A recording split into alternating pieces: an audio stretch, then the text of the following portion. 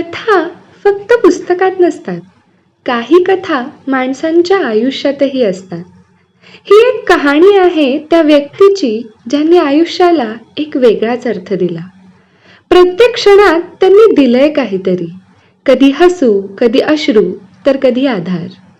त्यांच्या आयुष्याचा प्रत्येक टप्पा आपल्याला शिकवतोय काहीतरी नवीन, ज्यांच्या अस्तित्वाने अनेकांचे जीवन निघालंय उजळून. तर चला बघूया एक प्रवास, म्हणजेच प्रेम, त्याग आणि प्रेरणेची एक कहाणी.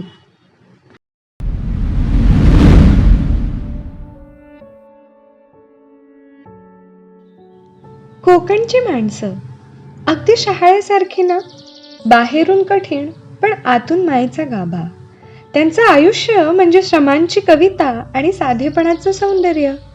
अशीच ही गोष्ट आहे एका जीवनाची, थोडी अवघड, थोडी सोपी, पण जोडली जाणार तुमच्या मनाशी. 13 मे 1950 रत्नागिरी जिल्ह्यातील निसर्गमय खेड गावात एका साध्या पण प्रेमळ घरात जन्म झाला एका चिमुकल्या मुलीचा. वडील सखाराम दळवी आणि आई हिराबाई दळवी यांच्या घरी आलेलं हे छोटंसं फूल मीना पुढे जाऊन अनेकांच्या आयुष्यात आनंदाचं गंध फुलवणार होतं. खेडच्या मातीवर पहिलं पाऊल टाकलं. मामाच्या गावात मामाच्या सोबत राहून 1ली ते 4थी पर्यंत शिक्षण घेतलं. छोट्या शाळेच्या धुळीत पाटी फिरवली, अक्षरांची सुंदर गंधाळी माळ विणली. लहानपणी डोळ्यासमोर आहे अजून कोकणच्या उन्हात माझं बोट टोकून जायचं. 1ली ते 4थी तू शिकत होतीस पुस्तकात, मी शिकत होते प्रेम नव्हतं. अंगणात खेळ तुझं मामा म्हणत असतं, हे सगळं आजही मनात ताजे आहे. संसारात खेळू जाईल, माझ्यासाठी तू अजून एक आहे. तुझ्या आनंद आणि आठवणी भरलेलं तू प्रेमी आहे. आज तुझ्या आयुष्याचं एक सुंदर वन पाहून मामा म्हणून मी अभिमानाने आणि प्रेमाने करून बसतो. शेवटी सेवा माझं बायकोनी सगळ्यातून झालं म्हणून माझं आयुष्य पूर्ण वाटतं. 5वी ते 7वीची वाट सांगलीकडे वळली. शाळा नंबर 15 मध्ये नवीन स्वप्न रुजली. लपाछपीच्या खेळात धावताना हसणं, विषामृत मध्ये फसवणं आणि मग गडगडून हसणं, एखादा आंबा गोड चोडून खाणं, अगदी या लहान साऱ्या आठवणींमध्ये संपूर्ण बालपणाचं जग सामावलेलं होतं. बाबांनी लाड पुरवला आणि आईने शिस्त लावली. थोरली बहीण भावंडांची काळजीही घेऊ लागली. हळूहळू मीना मोठी होऊ लागली. खेडच्या गंधात आणि सांगलीच्या रस्त्यांमध्ये तिचं छोटंसं पण प्रेमळ आयुष्य घडत होतं. आणि त्या आठवणी त्या गोड सोन्यासारख्या जपलेल्या आहेत. माणिक आणि उर्मिला या गोड मैत्रिणींसोबतच्या प्रेमाने भरलेल्या आहेत. आज तुझा 75वा वाढदिवस आहे आणि माझ्या मनात एकच प्रश्न निर्माण होतो की किती मी भाग्यवान आहे, ज्याला तुझ्यासाठी सारखी सोबतीण मिळाली. उन्हा तानात आपण लपाछपी खेळलो, विषामृत खेळलो, चोरून चिंचा आंबे खाल्लो. त्याची आठवण अजूनही तोंडात घोळते आहे.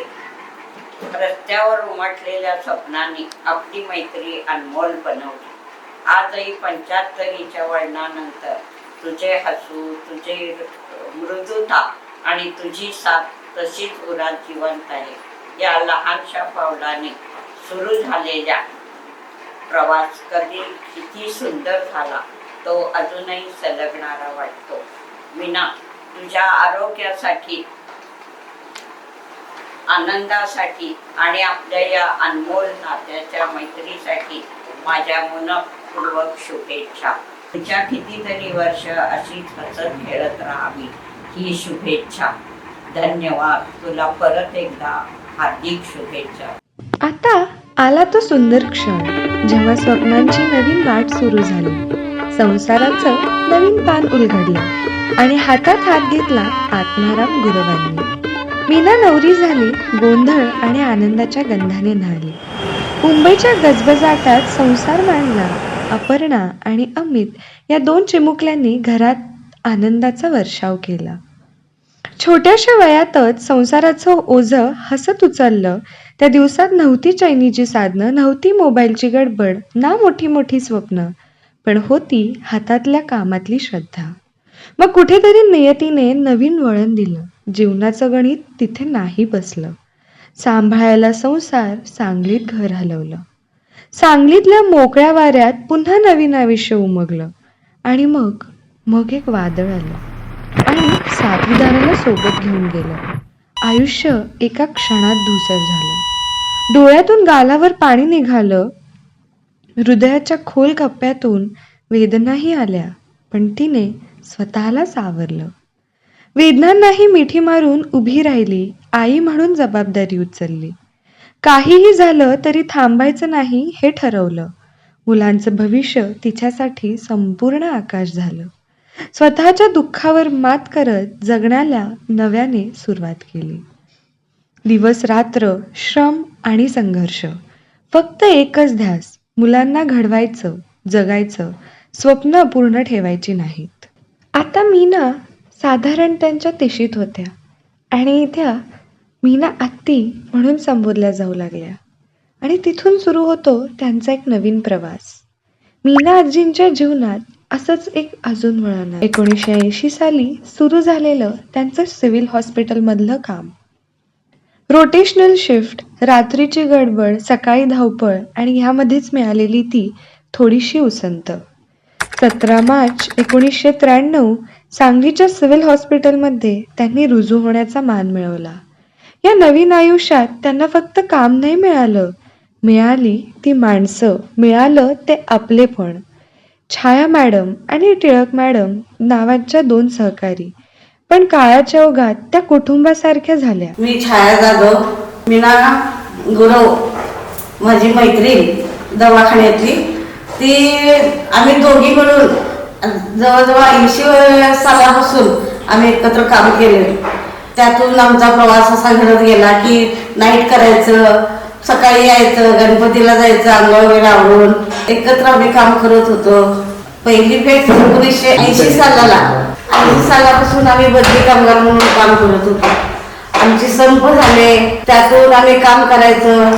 बदली कामगार म्हणून आम्ही रोज 10-12 वर्ष केलो आणि त्याच्यानंतर मग फिक्स झालं. आमचा ग्रुप होता. मग ते ग्रुपनं आम्ही एकमेकाच्या घरी जायचं, सोरायचं. आम्ही दोघी म्हणजे कसं सख्या बहिणीपेक्षा जास्त म्हणजे आमचं घरोबा झाला होता. आणि सगळ्या कार्यक्रमाला वगैरे ती यायची, जायचे. आम्ही रत्नागिरी तांबोलीला गेलो होतो लग्नाला वगैरे. आम्ही जसं दवाखान्यात काम करायला लागलो, एकमेक मिळून काम करायला लागलो. काय असलं समजलं तर नाईट घ्यायची दोघी मिळून. नाईटला रात्री कामं करायचं, स्वराचं एकमेकीचं. तिचा स्वभाव पण चांगला होता, चिडका नव्हता एवढा. चिडायची पण तेवढ्या पुरतं चिडायची. परत आणि आपला छाये छाये करत यायची. मीना, तुला 75व्या वाढदिवसाच्या हार्दिक शुभेच्छा.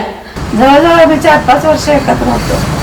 अगदी मोठ्या बहिणीसारखं आम्ही, म्हणजे सर्वांनी सिस्टर असं नव्हतं, बरोबरासारखं होतं.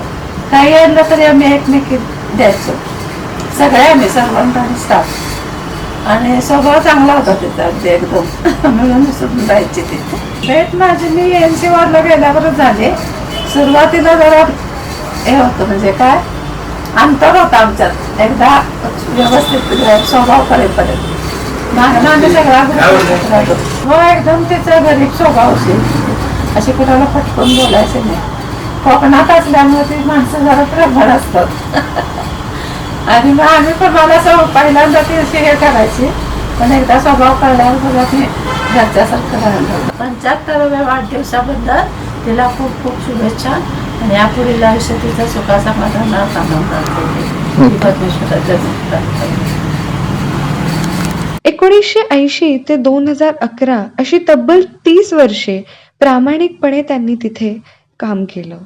सिव्हिल हॉस्पिटलने त्यांना एक वेगळी ओळख दिली. त्या ओळखीमध्ये एक संघर्षशील स्त्री होती, जी काम करत होती, शिकत होती आणि दर दिवशी नवं काही उभं करत होती. इथे ठक्कर मॅडम सारख्या हितचिंतक माणसांची ओळख झाली. मीना ती नकळत त्यांच्या कुटुंबाचा भाग झाली. त्यांच्या मनाला आधार आणि स्वप्नांना बळ वाटू लागला जणू काही त्यांना सख्ख्या बहिणीचा साथच मिळाला. त्यांच्याबद्दल सांगायचं म्हटलं तर एक मोठी बहीण किंवा घरात एखादी आजी म्हणूनच त्यांनी माझ्याकडे बघितलेलं आहे. तर मला कळायला लागलं तेव्हा त्यांचं लग्नच झालेलं. आणि मग जेव्हा मला त्याच्यानंतर एक काही वर्षांनी असं लक्षात आलं की त्या परत आलेल्या आहेत, पण त्यावेळेला माझी एवढी काही त्यांच्याशी घसट नव्हती.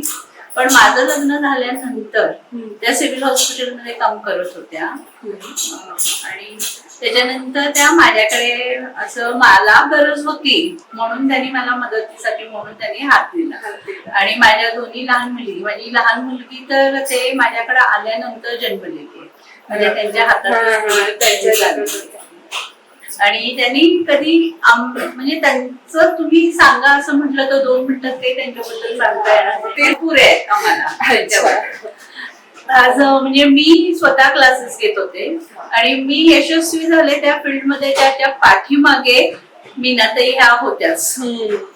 किंवा त्यांनी माझं घर बघितलं, माझ्या मुलींच्यावर संस्कार माझ्यापेक्षा जास्त त्यांनी केले असं आहे. आणि त्यामुळे मी त्यांच्यासाठी कृतज्ञता किंवा थँक्यू असे हे काही शब्द वापरणं म्हणजे योग्य होणार नाही असं आहे. त्यामुळे शब्दच नाही आहेत मला त्यांच्यासाठी काही सांगायला. इतकं म्हणजे व्यवस्थित त्यांनी केलेलं आहे. त्यांचं स्ट्रगल मी बघितलेलं आहे फार जवळून. त्या माझ्याकडे यायच्या त्यावेळेला त्या सिव्हिल हॉस्पिटलमध्ये काम करत होत्या.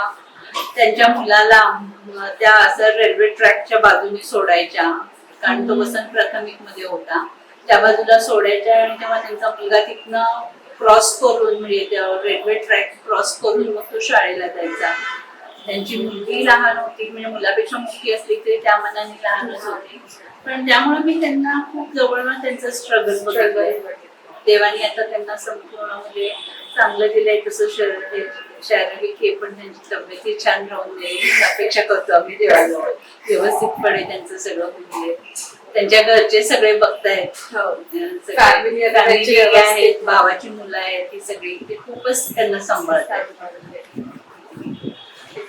त्यांनी केलेल्या कष्टाचं फळ त्यांना मिळालं एवढं मी सांगेन. असणार घरी पण त्या असायच्या, त्यामुळे त्यांना माझ्या शाळेतले सगळे किस्से माहिती असणार किंवा आज काही खोडे सगळं माहितीये त्यांना, किंवा आज काय बस मध्ये कारभार झालाय का सगळं त्यांना माहिती असायचं. म्हणजे आम्ही जेव्हा घर शिफ्ट केलं तर त्या गल्लीमध्ये कुठंही बघायचं नाही इकडं तिकडं. ही स्ट्रिक्ट वॉर्निंग त्यांची होती माझ्या मुलींना दोघींना की त्या गल्लीत घुसल्यानंतर नाकासमोर बघून घरी यायचं, अजिबात तिकडे तिकडे जायचं नाही आणि थांबायचं नाही आणि दोस्ती कुठेही करायची नाही त्या गल्लीत. म्हणजे मी कधी कधी दिवाळीमध्ये आमचं दुकान होतं तर मला 10:30-11 वाजेपर्यंत त्या थांबून दुकानावर मुलींना सोडून मग जायच्या घरी. त्यांनी जे केलंय ना त्याला आपल्याकडे शब्दच नाहीये. सिव्हिल हॉस्पिटलची एवढी हेवी ड्युटी करून ते आमची वेळ सांभाळत होत्या ते म्हणजे खूपच म्हणजे स्वच्छता आणि देवाचं त्यांना ते वाचायचे प्रचंड आवड. साईबाबाला खूप मानतात आणि प्रामाणिकपणा, स्पष्ट वक्तेपणा, प्रामाणिकपणा. शिस्त त्यांनी मुलींचं काही कधी काही खपूनच नाही घेतलं, कधीच नाही. त्या मला लगेच कंप्लेंट करायच्या, काही जरा बघा लक्ष ठेवा. वाढदिवसाच्या खूप खूप शुभेच्छा. 100वीला पण आम्ही येणार आहे. 1995 या वर्षी अपर्णाचं लग्न लावलं आणि वडिलांच्या निधनाचं दुःखही त्याच वर्षी पचवलं. सुखदुःखाचा खेळ ऊन सावल्यांसारखा हा चालूच राहिला, पण ती थांबली नाही, सतत जगत राहिली. भावांसाठी ती झाली आईसारखी, जणू मायेची सावली बनून राहिली ती त्यांच्या पाठी. बालपण त्यांचं होतं अगदी हसण्या खिदळण्याचं. एकत्र वाढलेल्या त्या दिवसांची आठवण आजही त्यांच्या सर्वांच्या मनात कोरलेली आहे. 1997 मध्ये तिच्या प्रयत्नांना आलेलं पहिलं फळ, स्वतःचं छोटंसं घर आणि त्या 4 भिंतींमध्ये फुललेली असंख्य स्वप्न. पहिलं घर उभं करताना प्रत्येक वीट प्रेमाने रचली गेली. भावाचं पाठबळ आणि साथ या खाली ती भिंत उभी राहिली. घर फक्त वास्तू नव्हतं, ते स्वप्न संघर्ष याचं प्रतीक होतं. अक्का, आज तुझा 75वा वाढदिवस आणि मन भरून येते. आपण दोघे लहानपणापासून खूप काही पाहिलं. कधी तू माझ्या मागे उभी राहिलीस तर कधी मी तुझ्या डोळ्यात स्वप्न होते आणि माझ्या मनात ती पूर्ण करण्याची तळमळ. तू घर घेतलं, उभारलंस, पण मला आनंद आहे की मी त्या प्रत्येक विटेत तुझ्यासोबत होतो. कधी आपण भांडलो, मोठ्यानं बोललो, रुसलो, पण प्रेम खूप होतं, अजूनही आहे. आज मी येथे नाही, पण माझ्या आठवणीमध्ये तू नेहमीच आहेस. आकाशातून तुला आशीर्वाद देतो, आरोग्य, हसू आणि प्रेम भरलेले दिवस. अक्का, तुला वाढदिवसाच्या खूप शुभेच्छा. तुझा कुमार. आता दिवसांमागून दिवस तर जातच होते. काळ तर पुढे सरकतच होता. मुलाला धंदा सुरू करायचा होता, पण कुणीतरी पाठीशी लागतं. मीना आत्तींनी ती सावली दिली. न बोलता न थांबता. ती फक्त सुचवायची नाही, ती स्वतः उभी राहायची. कुमार सँडविचच्या पहिल्या गिरायकापासून ते नाव होईपर्यंत तिची साथ नेहमीच होती. 2005 मध्ये मुलाचं लग्न लावलं. सून म्हणून त्रिवेणी वहिनींना घरी आणलं. पण मुळातच ती मुलगी झाली. मायेने नातं ओळखलं. घराचं जणू हसूच परत आलं. घरात नवे आनंदाचे क्षण फुलले. नवीन जबाबदाऱ्यांसोबत नवीन प्रेमाचे धागे विणले. आपल्या भावंडांच्या पोरांचंही हात धरून तिने केलं. आईसारखा त्यांनाही आधार दिला. स्वतःचं दुःख बाजूला ठेवून सगळ्यांना उभं केलं, वाढवलं आणि स्वावलंबी बनवलं. कधी मुलींच्या, कधी सुनांच्या जन्माला येणाऱ्या लेकरांचं तिने हसत मुखाने बाळंतपण केलं. डोक्यावर पदर घेऊन, हातात प्रेमाने आधार देऊन तिने जन्म दिलेलं नवजीवन बघितलं. आई, या 75व्या वर्षाच्या टप्प्यावर पोहोचल्याबद्दल तुझ्या धैर्याला आणि काठीला मनापासून नमन. एकटीच संघर्ष करीत हे घर उभारलीस. प्रत्येक अडचणीत तू अविचल आधार ठरलीस. तुझ्या प्रेमळ हाताळणीने आणि संस्कारांनी माझे जीवन आणि व्यक्तिमत्व घडवले. आज जे सुख आणि स्थैर्य आहे ते सगळं तुझ्याच त्यागाचं आणि ममतेचं फळ आहे. तुझ्या आशीर्वादानेच मी आयुष्यात भरघोस पाऊल टाकली. या 75व्या वाढदिवसाच्या दिवशी तुला उत्तम आरोग्य, शांतता आणि अनंत समाधान लाभो हीच ईश्वरचरणी प्रार्थना. आई, तुझ्या प्रत्येक प्रेमाच्या उजेडात माझं जीवन समृद्ध आणि तुझ्या पुढील प्रत्येक क्षणाला पहाटेचा आनंद आणि नवे आशीष मिळो. नमस्कार आरती. आज तू तुझ्या 75व्या वर्षात पदार्पण करणार आहेस, त्याबद्दल तुझे प्रथम मनपूर्वक अभिनंदन. तू आम्हाला आजपर्यंत अशी मोलाची साथ दिलीस, तशीच तुझी साथ आम्हाला अजून वर्षानुवर्ष लाभो हीच ईश्वरचरणी प्रार्थना करते. आणखीन आपलं नातं सासू सुनेचं नसून एक मैत्रिणी, दोघी मैत्रिणी म्हणून आपण आजपर्यंत वावरत आलो. अशाच आपण पुढेपर्यंत वावरत राहू. तू पहिल्यापासून केलेले संघर्ष आम्ही पहिल्यापासून बघितलेले आहेत, लहानपणापासून.